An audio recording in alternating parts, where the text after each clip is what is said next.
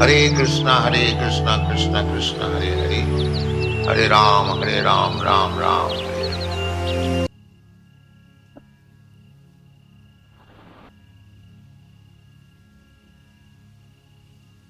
शिल प्रभुपाद की जय, गुरु महाराज की जय, आप सब भक्त वृंद की जय, निताय गौतमानंदी हरि हरि बोल। तो जहाँ तक जपने की बात थी और जप में जो गड़बड़ी थी वो सब हमने पढ़े, आलोचना किए दोनों बुक्स में, तो वो दोनों समाप्त किए हमने। और हमारी जो प्राथमिक स्तर की जप है, जो मिनिमम रिक्वायरमेंट्स है जपने के लिए, एक तो उच्चारण ठीक से करेंगे और ठीक से सुनेंगे, और एक भी शब्द को हम जोड़ेंगे नहीं, जाम्बलाप नहीं होगी, और बहुत जल्दी जल्दी भी नहीं करेंगे और बहुत धीरे धीरे भी नहीं करेंगे। तो स्वाभाविक मंत्र की जो लय है वो आप करते रहेंगे तो स्पीड भी पकड़ जाएंगे। तो ऐसा नहीं घड़ी देखने जो मैं 6 मिनट में पूरा कर रहा हूँ या 10 मिनट में पूरा कर रहा हूँ। आप सरते आपको है जपेंगे और सुनेंगे, है ना, सुनना और जपना, ये है कुंजी, और ये सबसे महत्वपूर्ण चीज है ना।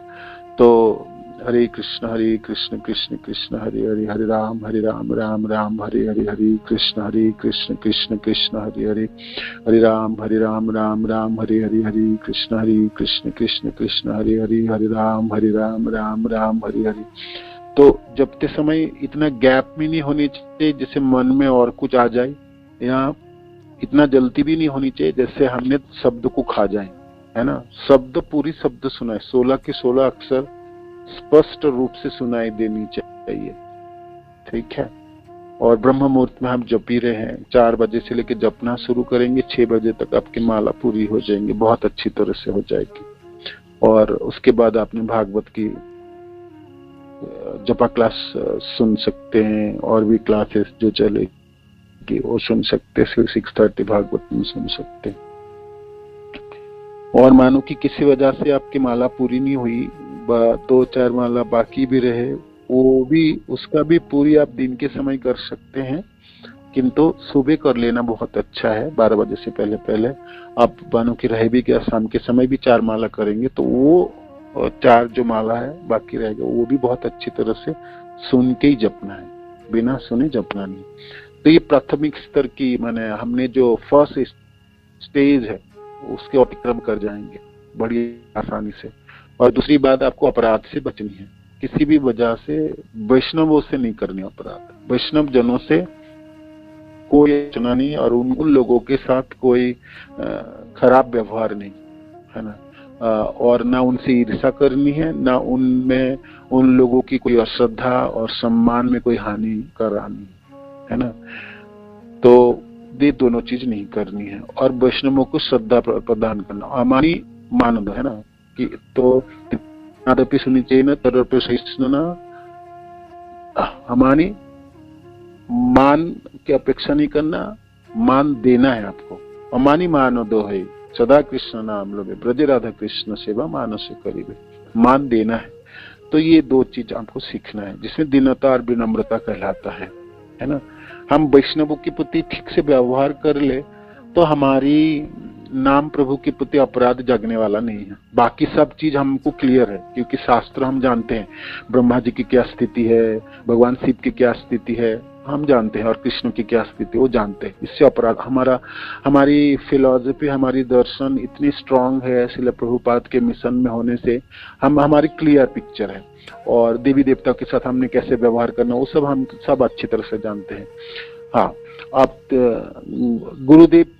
गुरुदेव की क्या स्तर है वो भी हम जानते हैं। गुरुदेव सामान्य मनुष्य नहीं है, और उनकी अवज्ञा करना तो अपने पाँव में कुल्हाड़ी मारनी है, वो भी हम जानते हैं, है ना। गुरु के सहायता से, गुरुदेव की सहायता से अपने भक्ति में है, और भक्ति की प्रगति भी होगी, और भक्ति की साध्य वस्तु कृष्ण प्रेम भी प्राप्ति होगी, तो उससे भी अपराध होने वाला नहीं। 10 नाम अपराध में से आप देखोगे पहला वाला जो है वैष्णव अपराध, वो उससे हमको बचना, और लास्ट वाली जो एकदम असतर्क होके जपना है, वो 11 नंबर है, 10 नंबर में भी नहीं आता, 11 नंबर में आता है।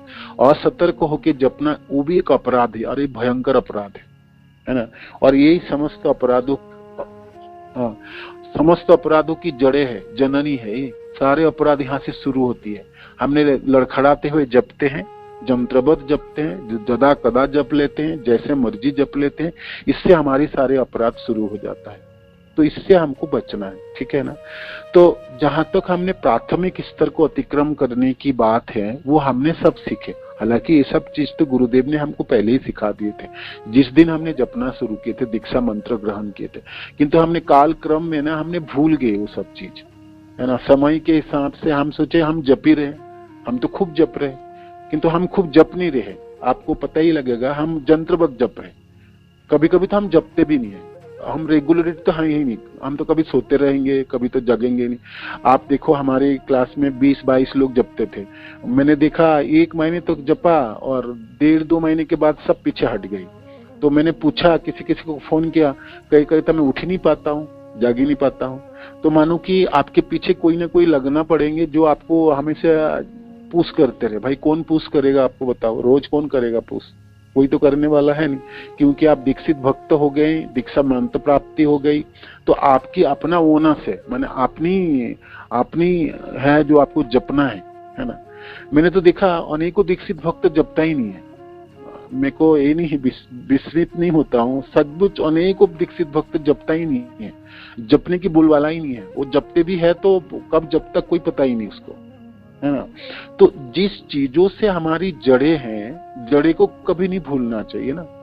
हमने जड़े को ही भूल जाए, उसी को अनदेखा कर जाए, तो फिर हमने क्या प्रगति करेंगे? हमने तो द्वंद में रह जाएंगे, हमने तो हमेशा कलमश में रह जाएंगे, हमारी कभी भी कलमश मुक्ति होगी नहीं, है ना। तो नाम जप में सर्वाधिक जोर देना है ना। जीवन के सबसे अच्छे समय प्रदान करना है, इसमें पूरे शक्ति के साथ इसमें निछावर होनी, है ना। तब न तल्लीनता होगा। इनमें बहुत शक्ति की जरूरत पड़ती है।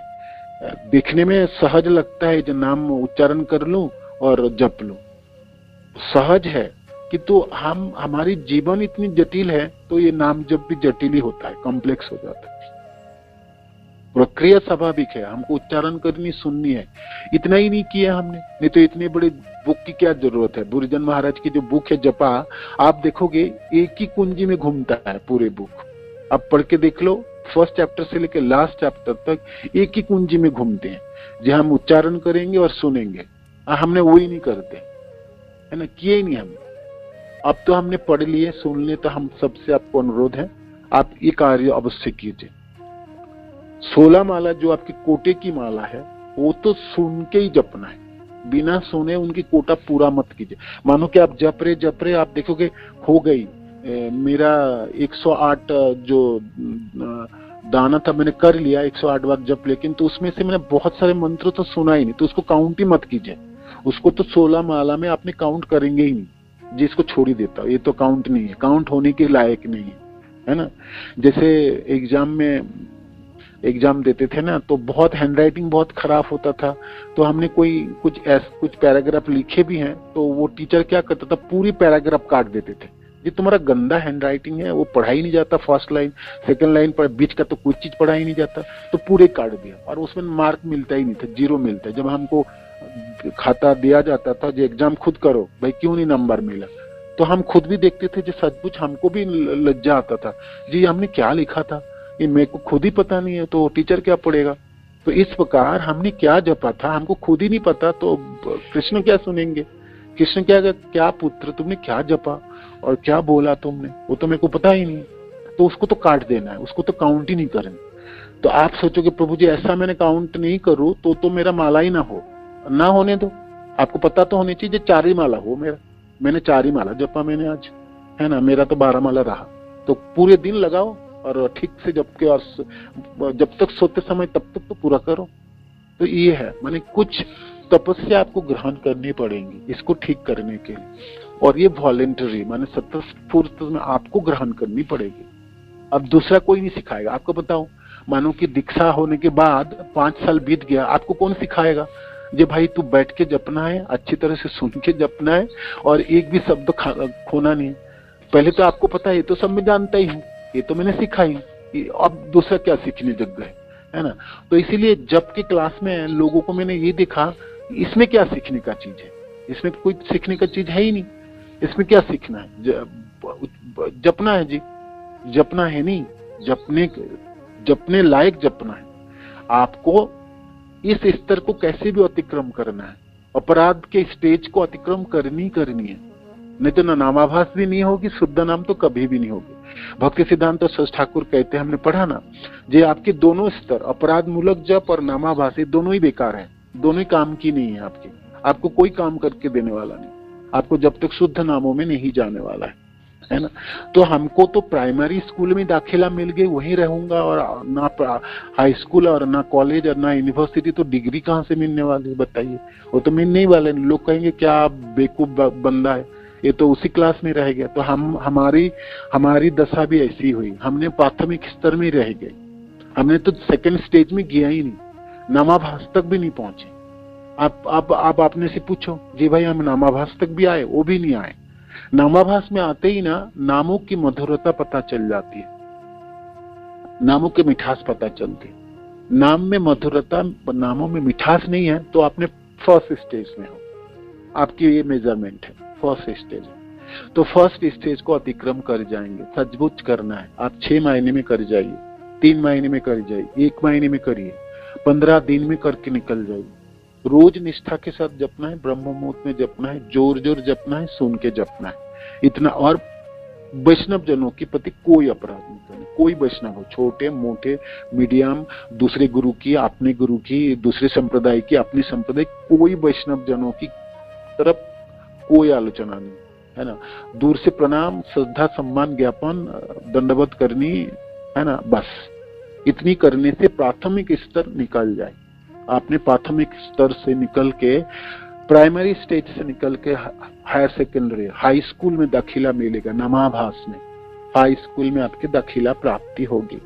गांव के स्कूल छोड़ के हमने दूर के स्कूल पढ़ाई करने जाते थे ना, याद है आपको, 5th क्लास में हमको एडमिशन मिलता था, है ना। 4th क्लास में हमने गांव के स्कूल में पढ़े, प्राइमरी स्कूल में पढ़ने के बाद हमने 5th ग्रेड में हमने सेकेंडरी स्कूल में पढ़ने गया था। तो उमंग था, तब हमको पैदल चल के जाना होता था, और हम सोचते बड़े स्कूल में हमको दाखिला मिली, याद करते थे। इस प्रकार जब भी नामाभास के स्टेज में हम पहुंचेंगे ना, तो आपकी सचमुच बड़े स्कूल में आपकी दाखिला होगी, है ना। नाम की मिठास पता लगने लगेंगे, आपको लगेगा जो मैं जप रहा हूँ, है ना। किंतु आपको बैक गियर मिल डर है, पीछे भी आप धकेला जा सकते हो। नामाभास स्टेज में भी आपकी कलमश नष्ट नहीं हुआ, रुचि उत्पन्न नहीं हुई, तो नामाभास स्टेज नष्ट हो जाएंगे। फिर आपने अपराध मूलक, उस समय में अपराध फिर कर लेंगे, तो फिर अपराध मूलक जप में फिर वापस चले जाएंगे। इसलिए बैक गियर की चांसेस ज्यादा है नामाभास में, किंतु शुद्ध नाम तक पहुंचेंगे तो फिर वापस मुड़ने की जरूरत नहीं। ठीक है, तो हम उम्मीद रखते हैं और हम एक साथ मिलकर सब कोशिश करेंगे, गुरुदेव की कृपा की जांचना करेंगे, श्रील प्रभुपाद की जांचना करेंगे।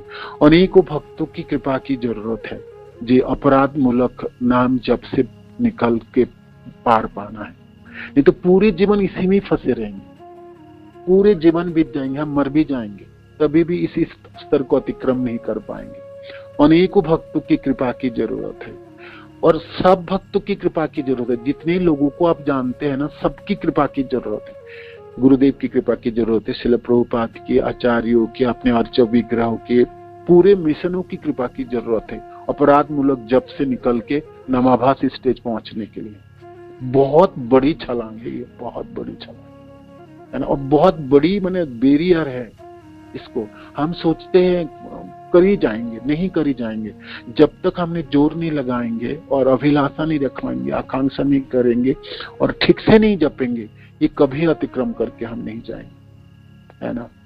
तो उम्मीद है जो हम पहुंचे भाई, कम से कम नामाभास है। तो ये लास्ट एक चैप्टर है जिसमें महानिधि स्वामी महाराज ने एक रसायन जपों की बात करते हैं, तो उसको पढ़ते हैं। ये चीज हमने, गुरुदेव ने हमको सिखाया भी है। जब वो वृंदावन से गुरुदेव क्लास करते थे सुबह सुबह की, तो हमको कुछ श्लोक रटने के लिए कहा गया था, जी आप कुछ श्लोक मैं आपको सिखाता हूँ और याद करो, कंठस्थ करो। और फिर उस श्लोक के ऊपर मनन करना था। एक्चुअली होता क्या, जपते समय ना कुछ गैप हो जाता है या हमने थकने लगता है, थोड़ी सी समय लगता है ना। आप आज ही मैंने आपको बोल दो 16 माला पूरे अच्छी तरह से जपो, आप देखोगे आप थक जा रहे हैं या आपको ना गैप हो रहा है, आपके मन तैयार नहीं है, तो वो जो खाली जगह है ना उसमें वो मंत्र को उच्चारण करके ये सब श्लोक उच्चारण करनी था। कंठस्थ है तो आप उच्चारण कर पाओ, जैसे नाम चिंतामणि कृष्ण चैतन्य रस विग्रह पूर्ण शुद्ध नित्य मुक्त अभिन्नात्म नाम नामिने। या गीता की श्लोक है, मन मना भवो मद भक्तो मज्जाजी माम नमस्करो मामेव शशि सत्यम ते प्रतिजानी प्रियसी में। मैंने कोई भी श्लोक है या भागवत के कोई भी श्लोक है ना, सिंधताम घृणताम वीर्यानि उदामानि हरे मुहु, ये सब श्लोक आदि आपको याद रहे तो बीच में आप गुनगुनाओगे ना, तो उस श्लोक का जो अर्थ है, श्लोक में स्थित जो लीलाएं हैं वो आपको मनों में स्फुरित हो जाएंगे। तो क्या होगा, मनों में ना थोड़ी सजीवता उत्पन्न हो जाती है, मनों में थोड़ा रस उत्पन्न हो जाता, तो फिर दूसरी माला जपने के लिए आपको और थोड़ा सा प्रवणता बढ़ जाती है, तल्लीनता उत्पन्न हो जाती है, तो उसमें बहुत सहायक होती है और इसको रसायन जप कहलाता है। तो उस चैप्टर को मैंने थोड़ा पढ़ता हूँ, आप देखिए आप समझ पाएंगे। और ये हमने व्यवहार की भी थी, किंतु हमने लड़खड़ाते हुए जपी, प्राथमिक स्तर को ही अतिक्रम किए नहीं तो द्वितीय स्तर में पकड़ेंगे कैसे। प्राइमरी स्कूल की पढ़ाई पूरी नहीं हुई तो सेकेंडरी स्कूल में जाएंगे, 5th क्लास में बैठ तो गया, वो कर ही नहीं पाएंगे, सारे बच्चे लोग को देखते रह जाएंगे और हमारे से काम हो गए और हम हाथ पांव कांपने लगेगा, फूलने लगेंगे, जी हम कहाँ घुस गए। इस तो रसायन जप सुन के ही, सुनने तो बड़ी अच्छा लगता है, रसमयी जप है, किंतु आपने अपराधमूलक जपने की प्रवणता नहीं चली गई तो फिर रसायन जप कोई काम नहीं आने वाला। आप श्लोक रट भी लोगे तो वो कंठस्थ भी हो जाएगा, तो फिर आपको जपने में कोई सहायता करने वाला नहीं है।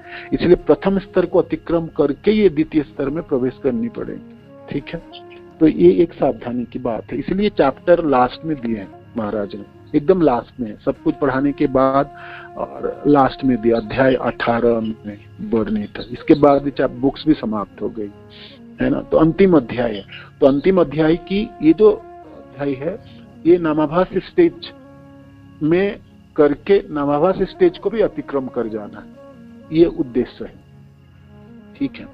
तो हम उम्मीद करते हैं मैं भी और आप सब लोग जो भी इस क्लास में हैं, जी भाई नामाभास इसी जीवन में नामाभास पहुंचेंगे और नामाभास के भी अतिक्रम करके शुद्ध नामों की जगत में प्रवेश कर पाएंगे एक दिन, है ना। इसी आशा से इसको पढ़ लेते हैं, माने आगे की रास्ता थोड़ा जान लेते हैं, ये लोग कैसे जपते भी हैं, हमारे संप्रदाय के आचार्य लोग किस प्रकार अपने जीवन व्यतीत किया जपते हुए।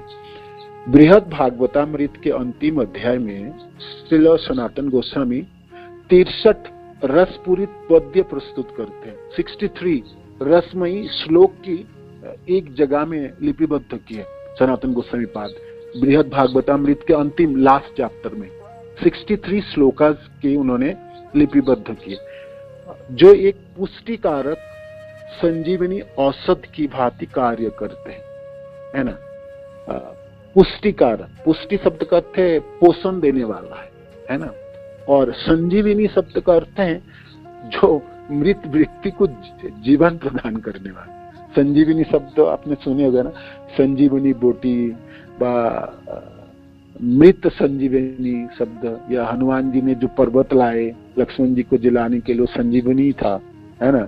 तो ये औषधि की काम करता है, पुष्टिकारक संजीवनी औषध की भांति कार्य करते हैं और भक्ति रसायन कहलाता है, क्योंकि ये जीवन प्रदान करने वाला है, आपको मृत व्यक्ति को जीवित करने वाले हैं, तो इसके लिए रसायन कहलाते हैं। रस आयन, रसायन बा रस मूलक है, रसी को वर्धन करने वाले, रसों को प्राप्ति कराने वाले, रसायन शब्द है, रसायन, है ना। रसायन, रसायन शब्द सुने भी होगा कभी कभी, बीच बीच में आप लोग कभी कभी आते हैं, सुने होंगे। रसायन रस देने वाले, रस को प्रदान करने वाले, है ना, रस मूलक। तो ये 63 श्लोकास है, 63 है ना, 63। तो उनमें से 59 पद्य माने 59 श्लोकाज हैं श्रीमद् भागवत के 10वें स्कंद के, है ना, 10वें स्कंद से 55 श्लोकाज उन्होंने सनातन गोस्वामी पाद ने उन्होंने वहां से उठाए। श्रीमद् भागवत की 10वें स्कंद से 55 श्लोक उन्होंने उठाए, चुन चुन के लाए और एक जगह में लिपिबद्ध किए। और बाकी 4 श्लोक भक्त इसमें, और बाकी 4 एकादश स्कंद से, 11th कैंटो से। तो 10th कैंटो से 55 और 11th कैंटो से 4, तो 55 और 4 59 हुई, 59 हुई। और 4 जो श्लोक हैं वो ब्रह्म संगीता से, 4 श्लोक ब्रह्म संगीता, तो ये हुई 63 है। 55 + 4 59 और +4 63, तो ये 63 श्लोक लिपिबद्ध किए हैं सनातन गोस्वामी पाद बृहत भागवतामृत ग्रंथ में। तो ये जो 59 पद्य श्रीमद् भागवत के 10वें स्कंद के 55 और एकादश के 4 से हैं, और 4 पद्य ब्रह्म संगीता से। ये अद्भुत श्लोक भक्ति भाव उद्दीपित करते हैं, व्यक्ति को वृंदावन के प्रति आकर्षण से भर देते हैं और ब्रजभाव में वृद्धि करते हैं। तो क्या है इस श्लोक में? 63 के 63 श्लोक आप पढ़ेंगे ना, अब हम पढ़ भी लेंगे, ठीक है ना। किंतु मैंने आपको कहा जी, आपको प्राथम स्तर को अतिक्रम करनी पड़ेंगे। आपको जंत्रबद्ध जपना जप रहे हैं तो फिर ये इसकी कोई लाभ नहीं होने वाला आपके। और आप अपराध मूलक जप रहे हैं तब भी कोई लाभ नहीं होने वाला है, रस की प्राप्ति होने ही वाला नहीं है। आप कुछ भी कर लो, कितनी कंठस्थ कर लो, वो आप एक शब्द के अंदर प्रवेश नहीं कर पाएंगे जब तक आपने प्रथम स्तर को अतिक्रम नहीं करे। 16 माला ठीक से जप लें, उसके बाद अपने श्लोक को गुनगुना लेंगे, तब काम बन सकता है ना। अच्छी तरह से जपने के बाद अपने श्लोक को आवृत्ति करेंगे, तब हो सकता रसों की थोड़ी सी प्राप्ति होगी। तो सनातन गोस्वामी पाद आप जानते हैं, हमारे 6 गोस्वामी से एक है, और ये सब महाप्रभु के जन है, प्रिय जन है, और ये सब गोलोकवासी है ना। तो किस प्रकार की जप होता होगा उन लोगों के श्रीमुख से आप समझ ही पा रहे हैं, और वृंदावन में स्थित होके जप रहे है ना। तो इन सबों की बैकग्राउंड पृष्ठभूमि की तो भी देखिए, सामान्य जन नहीं है, सामान्य साधक भी नहीं है लोग। ये जपों में बहुत ही माने एक अनिष्ठ रुचि है ना, और उस चीजों को उन्होंने लिपिबद्ध किए। भाई क्यों लिपिबद्ध किए? ऐसा नहीं है इसे आपने लिए किया जी, हम ही लोग जप लेते हैं और ये बाकी लोग तो जो आने वाले हैं वो तो लड़खड़ाता हुआ उन लोगों के उद्देश्य ही हमारे गोस्वामी जनों ने लिखे हैं हम लोगों के लिए है ना। महाप्रभु ने कोई चीज बताए तो हमारे लिए, श्रील प्रभुपाद किसी चीजों के ऊपर जोर दे रहे तो हमारे लिए है ना। तो हम सबके लिए उद्देश्य। अब भगवान कृष्ण भी यही कहते जी, पुत्र तू तो है मेरा पुत्र, कि तू तो नालायक पुत्र है, लड़खड़ाता हुआ कि तू मैं सहायता करने वाला हूँ है ना। मेरी सहायता क्यों नहीं ले लेता है? जो मैं बोलता हूँ वो कर ले, जो मैं प्रोसेस बताता हूँ वो समझ ले, तो काम बनने वाला है। तो सनातन गोस्वामी पाद ने हम सबों के लिए ही लिख के दिए हैं ये पूरे भागवत। भाई उससे से रस निकाल ना भी पाओ, कम से कम इस श्लोकों के माध्यम से आपकी रसस्फूर्ति हो सकता है ना। तो इसीलिए तो यह उद्दीपन भाव उद्दीपित करता है मीन शब्द का आपको सजीवता प्रदान करता है, आपके मनों में उमंग डाल देता है, आपको स्फूर्ति प्रदान करते हैं। आपको लगता है मेरे को करना है, अच्छी तरह से करना है, जपना है, खूब अच्छी तरह से जपना है। हम कभी कभी लालच है जी, मैं वृंदावन जाऊंगा और खूब अच्छी जपूंगा, या राधा कुंड के तट पे होऊंगा, खूब अच्छे जपूंगा। खूब अच्छी कैसे जपेंगे आप? रोज आप जपते हैं तब जप पाएंगे, आप एकदम से कैसे जप लेंगे बताइए, है ना। एक दिन नहीं होगी है ना। पूरे साल लड़खड़ाता हुआ जपेंगे तो वृंदावन में रह के भी हमने और कुछ कर लेंगे, वहां भी जपेंगे नहीं, वहां भी और कुछ करेंगे, ठीक है ना। आप तो जानते हैं मनों की गति तो आप समझ ही पाए है ना। सामान्य जपने नहीं देता मन आपको, और क्या करने देगा बताओ? क्या करने देगा? कुछ करने ना देगा ये है ना। इसको अभ्यास नहीं किया कराया जाए, इनको ना सिखाया जाए, और हम खुद तब मैंने अभ्यस्त ना हुए तब भी नहीं होगा। ठीक है ना। तो उद्दीपित करता है, मानो प्रथम स्तर को अतिक्रम कर गया, नवाभास स्टेज को बड़ी जल्दी जल्दी आपको अतिक्रम करा देगा, बड़ी जल्दी अतिक्रम करा देगा रसायन जप, बहुत अच्छी तरह से अतिक्रम करा देंगे। इसलिए उद्दीपन शब्द यहाँ पर है। व्यक्ति को वृंदावन के प्रति आकर्षण से भर देते हैं, वृंदावन की तरफ मन होगी, है ना। हम शरीर ना होए, मन में वृंदावन वास कर पाएंगे, है ना। शरीर से और मन से, दोनों से वृंदावन में रहे तो बहुत अच्छा है, 100% मार्क है। मानो कि शरीर से नहीं हो पाए, गुरुदेव की कुछ आदेश है, कोई प्रचार कार्य है, मेरी कोई सेवा है, मेरी कोई धर्म है, गृहस्थ धर्म, किसी वजह से मैं वृंदावन में ना हो पा रहा हूँ, शरीर नहीं हो पा रहा हूँ, मन में तो रह सकता हूँ। और ऐसे भी महाप्रभु भी जब आदेश दे रहे थे सनातन रघुनाथ दास गोस्वामी को, तो कहते हैं ग्राम्य वार्ता कहिबे, ग्राम्य वार्ता करिबे, भालो ना खाइबे और भालो ना पड़ेबे, ब्रजे राधा अमानी मानद है, ब्रजे राधा कृष्ण सेवा मानसी करिबे, है ना। अमानी मानद है, मान की इच्छा ना करके सबको मान देते हैं, ब्रजे राधा कृष्ण सेवा मानसी करिबे। उस समय रघुनाथ दास गोस्वामी जगन्नाथपुरी में विराजमान थे, किंतु उनको कहते हैं आप ब्रज में रहोगे, ब्रज राधा कृष्ण सेवा मानसिक करिबे, ब्रज में रहते हुए मानसिक सेवा करोगे राधा कृष्ण की। महाप्रभु जानते थे वो तो जगन्नाथपुरी में है, वो कैसे सेवा करेंगे ब्रज में, तो कहते मन से करना है आपको। समस्त गौड़िया संप्रदाय की भक्त जनों की ये आदेश है ना।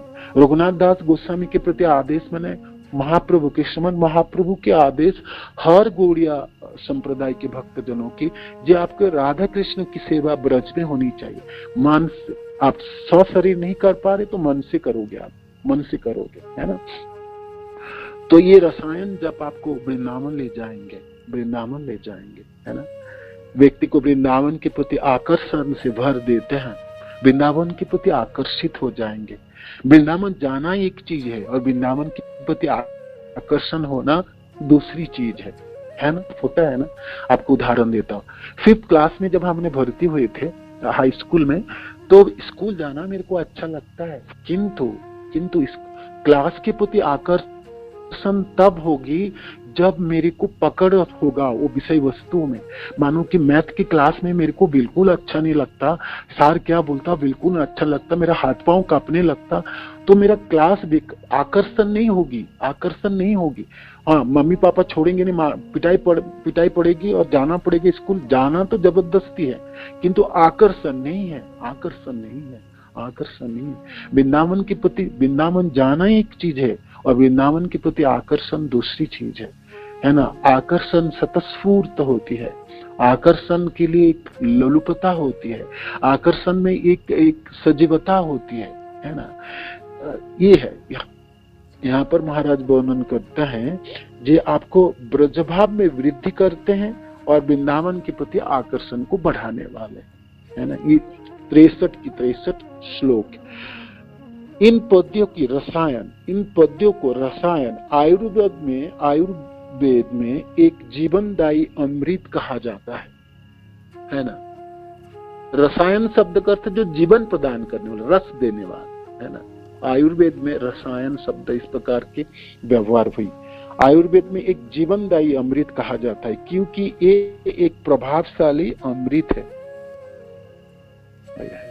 एक प्रभावशाली अमृत के भांति मनो को शुद्धिकरण करते हैं,